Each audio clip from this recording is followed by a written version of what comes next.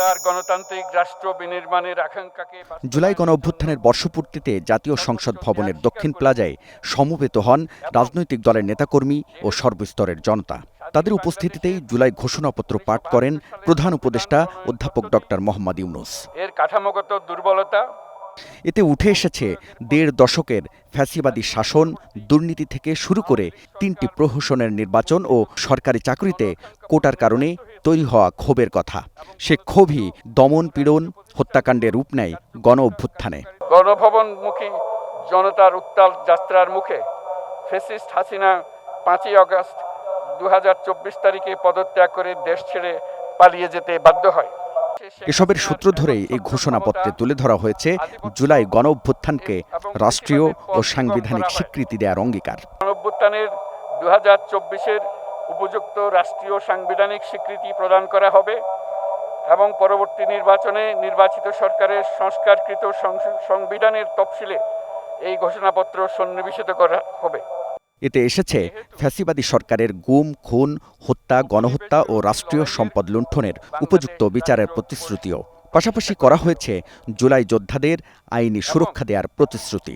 বাংলাদেশের জনগণ জুলাই জনগণের সকল শহীদদের জাতীয় বীর হিসেবে ঘোষণা করে শহীদদের পরিবার, আহত যোদ্ধা এবং আন্দোলনকারী ছাত্র জনতাকে প্রয়োজনীয় সকল আইনি সুরক্ষা দেওয়ার অভিপ্রায় ব্যক্ত করেছে। বাংলাদেশের জনগণ বিগত ১৬ বছরের দীর্ঘ ফ্যাসিবাদ বিরোধী আন্দোলন সংগ্রামকালে এবং ২০২৪ সালের জুলাই গণঅভ্যুত্থানকালীন সময়ে ফ্যাসিস্ট আওয়ামী লীগ সরকার কর্তৃক সংগঠিত গুম, খুন, হত্যা, গণহত্যা, মানবাধিকার বিরোধী অপরাধ ও সকল ধরনের নির্যাতন, নিপীড়ন ও রাষ্ট্রীয় সম্পত্তি লুণ্ঠনের অপরাধসমূহের দ্রুত উপযুক্ত বিচারের দৃঢ় অভিপ্রায় ব্যক্ত করছে। সেহেতু এতে বলা হয় ইনসাফ ভিত্তিক গণতান্ত্রিক মানবিক বাংলাদেশ গঠনের কথা, যেখানে সুশাসন, সুষ্ঠু নির্বাচন, ফ্যাসিবাদী শাসনের পুনরাবৃত্তি রোধ করা হবে, নিশ্চিত করা হবে আইনের শাসন।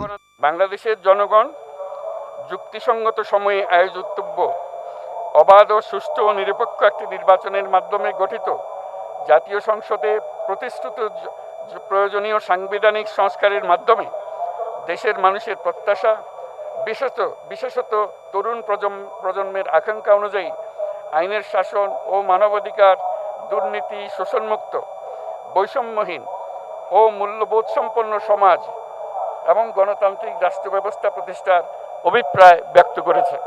৫ আগস্ট ২০২৪ সালের গণঅভ্যুত্থানে এই জুলাই ঘোষণাপত্রকে আমি জুলাই ঘোষণাপত্র আপনাদের সবার সামনে উত্থাপন করলাম। হাবিবুল ইসলাম হাবিব, স্টার নিউজ, ঢাকা।